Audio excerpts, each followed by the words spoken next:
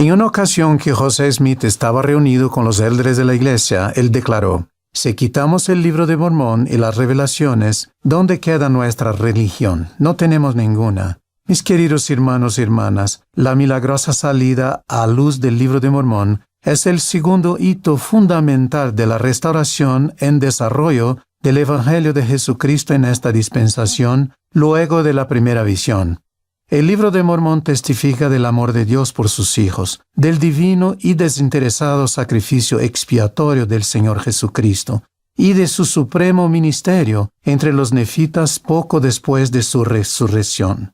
Además, testifica que el remanente de la casa de Israel ha de llegar a ser uno mediante su obra en los últimos días, y que ellos no son desechados para siempre. Cuando estudiamos la salida a luz de este libro sagrado de Escritura en estos últimos días, nos damos cuenta de que el proceso entero fue milagroso. Desde que el profeta José recibió de un ángel santo las planchas de oro, hasta su traducción, por el don y el poder de Dios, su preservación y publicación por la mano del Señor.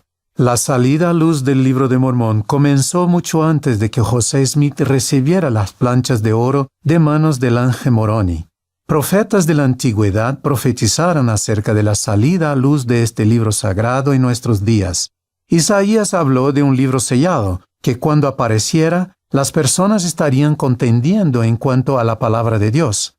Esta circunstancia sería el contexto en el cual Dios haría su obra maravillosa y un prodigio para hacer perecer la sabiduría de sus sabios y desvanecer la prudencia de sus prudentes, en tanto que los humildes crecerían en alegría en Jehová, y los pobres entre los hombres se regocijarán en el Santo de Israel.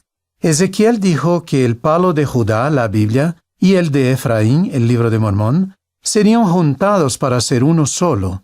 Tanto Ezequiel en el Antiguo Testamento como Ley en el libro de Mormón señalan que ellos crecerán juntamente para confundir la falsa doctrina, establecer la paz y llevarnos al conocimiento de los convenios. La noche del 21 de septiembre de 1823, 3 años y medio después de la primera visión, el ángel Moroni, quien fuera el último profeta de los nefitas en la antigua América, visitó a José en respuesta a sus sinceras oraciones. En sus visitas, que duraron toda la noche, Moroni le dijo a José que Dios tenía una obra maravillosa que él debía hacer: traducir y publicar al mundo las palabras de antiguos e inspirados profetas del continente americano. Al día siguiente, José fue a un lugar no muy alejado de su casa, donde varios siglos antes Moroni había enterrado las planchas hacia el final de su vida.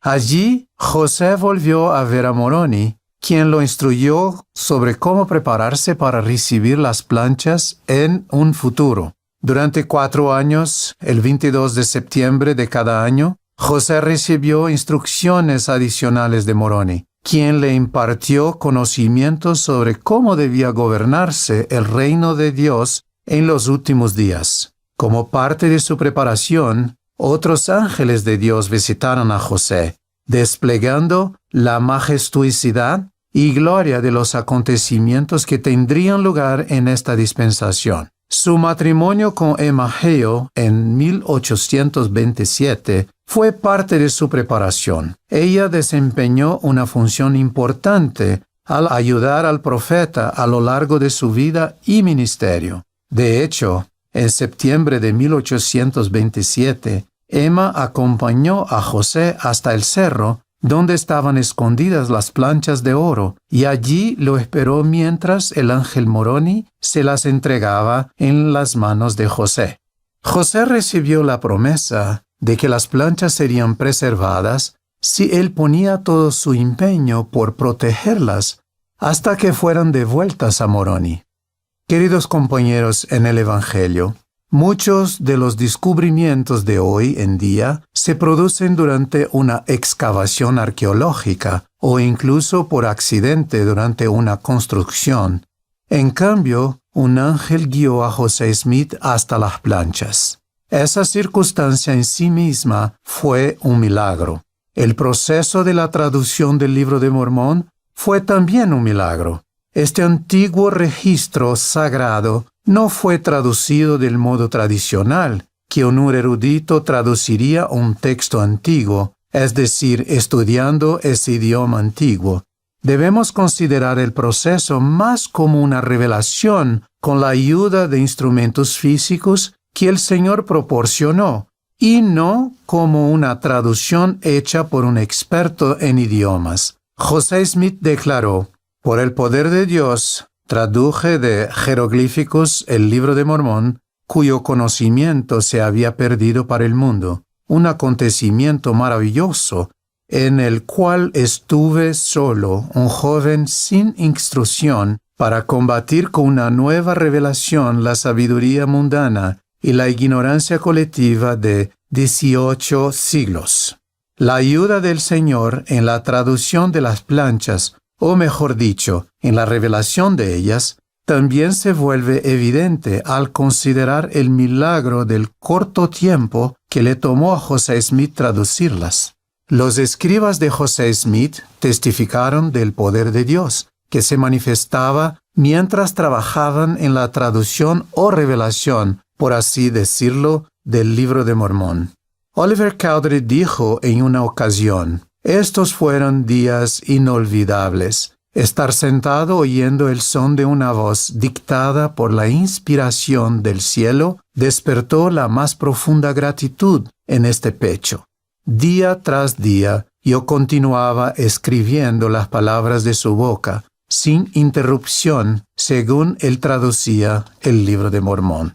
Las fuentes históricas nos revelan que desde el momento en que José Smith obtuvo las planchas en 1827, se hicieron intentos para robárselas. Él señaló que se hicieron los más tenaces esfuerzos por privarme de ellas y que se recurrió a cuanta estratagema se pudo inventar para realizar este propósito. Finalmente, José y Emma se vieron obligados a mudarse de Manchester, Nueva York, a Harmony, Pensilvania, a fin de encontrar un lugar seguro para continuar con el trabajo de traducción, lejos de populachos y personas que querían robarle las planchas. Como indicó un historiador, así concluyó la primera y difícil etapa de la custodia de José sobre las planchas. No obstante, el registro se hallaba a salvo, y las luchas que tuvo José para preservarlo le habían enseñado mucho, sin duda, sobre las vías de Dios y las de los hombres, cosa que le sería muy útil en el futuro. Mientras traducía el Libro de Mormón, José se enteró de que el Señor iba a elegir a unos testigos que verían las planchas. Esto es parte de lo que el Señor había establecido cuando dijo que por boca de 2 o de 3 testigos conste toda palabra. Oliver Cowdery, David Whitmer y Martin Harris, quienes eran algunos de los primeros compañeros que tuvo José al establecer la maravillosa obra de Dios en esta dispensación, fueron llamados como los primeros testigos para dar un testimonio especial del Libro de Mormón al mundo. Ellos testificaron que un ángel procedente de la presencia del Señor les mostró el registro antiguo y que vieron los grabados sobre las planchas. También testificaron que oyeron la voz de Dios desde el cielo, declarando que los escritos antiguos fueran traducidos por el don y el poder de Dios. Se les mandó testificar de ello a todo el mundo. El Señor llamó milagrosamente a otros 8 testigos para que vieran con sus propios ojos las planchas de oro y fueron testigos especiales al mundo de la veracidad y la divinidad del Libro de Mormón. Ellos testificaron que vieron y examinaron cuidadosamente las planchas y los grabados que contenían, aun en medio de adversidades, persecuciones y toda clase de dificultades, y aun que incluso algunos de ellos luego flaquearon en su fe. Estos 11 testigos elegidos del Libro de Mormón jamás negaron sus testimonios de que habían visto las planchas. José Smith ya no iba a estar solo en el conocimiento de la visita de Moroni, ni de las planchas de oro. Lucy Mack Smith registró que su hijo volvió a casa exultante de gozo, luego que le fueran mostradas las planchas a los testigos. José les explicó a sus padres: «Siento como si me hubiera liberado de una carga que me resultaba demasiado pesada de soportar, y mi alma se regocija al saber que no estaré enteramente solo en el mundo».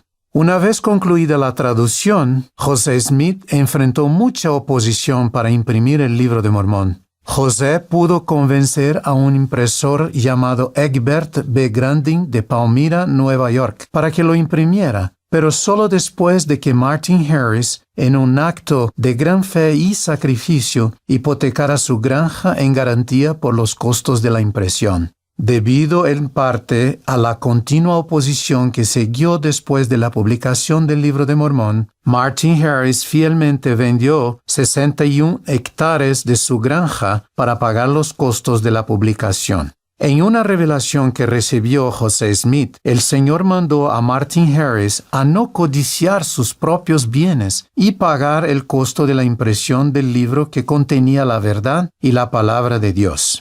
En marzo de 1830 se publicaron los primeros 5,000 ejemplares del Libro de Mormón y al día de hoy se han impreso más de 180 millones de ejemplares en más de un centenar de idiomas. Los hechos históricos y los testigos especiales del Libro de Mormón testifican que su salida a luz fue realmente milagrosa. No obstante, el poder de este libro no radica solo en su magnífica historia, sino en su mensaje poderoso y sin igual que ha cambiado innumerables vidas, entre ellas la mía. Yo leí por primera vez todo el Libro de Mormón cuando era un joven alumno del seminario. Por recomendación de mis maestros, comencé a leerlo desde sus páginas introductorias. Aún resuena en mi mente la promesa que se encuentra en las primeras páginas del libro de meditar en el corazón y luego preguntar a Dios con fe, en el nombre de Cristo, si el libro es verdadero. Quienes así lo hagan, lograrán un testimonio de la veracidad y la divinidad del libro por el poder del Espíritu Santo. Con esta promesa en mente, buscando con empeño saber más acerca de su veracidad, y con espíritu de oración, estudié el Libro de Mormón poco a poco, conforme completaba las asignaciones semanales de seminario. Recuerdo como si fuera ayer que un sentimiento cálido comenzó gradualmente a henchir mi corazón y a iluminar mi entendimiento, haciéndose más y más deleitable, como lo describió Alma al predicar la palabra de Dios a su pueblo.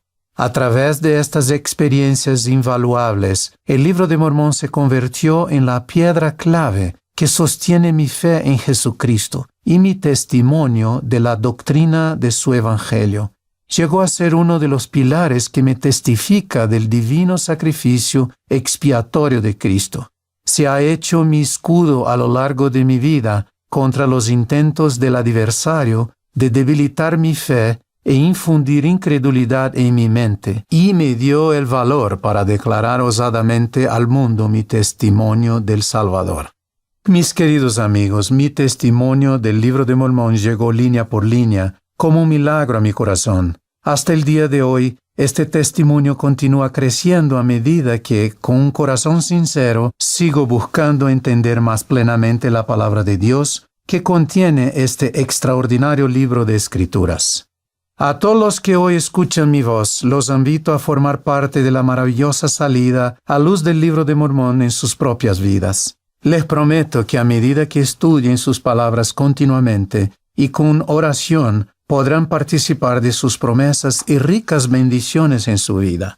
Reafirmo una vez más la promesa que resuena en sus páginas, que si preguntáis a Dios, al Eterno Padre, en el nombre de Cristo, si no son verdaderas estas cosas, y si pedís con un corazón sincero, con verdadera intención, teniendo fe en Cristo, Él misericordiosamente os manifestará la verdad de ellas por el poder del Espíritu Santo. Puedo asegurarles que Él les dará la respuesta de un modo muy personal, como lo ha hecho por mí y por muchos otros en todo el mundo. Su experiencia será tan gloriosa y sagrada para ustedes como lo fue para José Smith, para los primeros testigos y para todos los que han procurado recibir un testimonio de la integridad y credibilidad de este libro sagrado.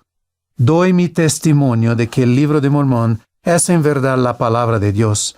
Testifico que en este registro sagrado se expone la doctrina del Evangelio, se describe el plan de salvación y se dice a los hombres lo que deben hacer para lograr la paz en esta vida y la salvación eterna en la vida venidera.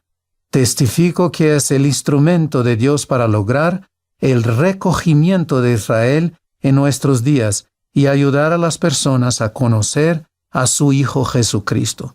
Yo testifico que Dios vive y nos ama, y que su Hijo Jesucristo es el Salvador del mundo, la principal piedra de ángulo de nuestra religión, y estas cosas las digo en el sagrado nombre de nuestro Redentor, nuestro Maestro y nuestro Señor, sí Jesucristo. Amén.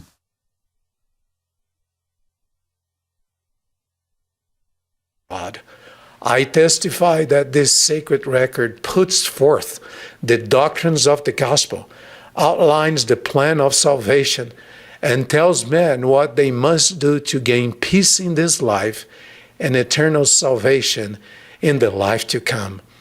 I testify that the Book of Mormon is God's instrument to bring about the gathering of Israel in our day and to help people to come to know His Son, Jesus Christ.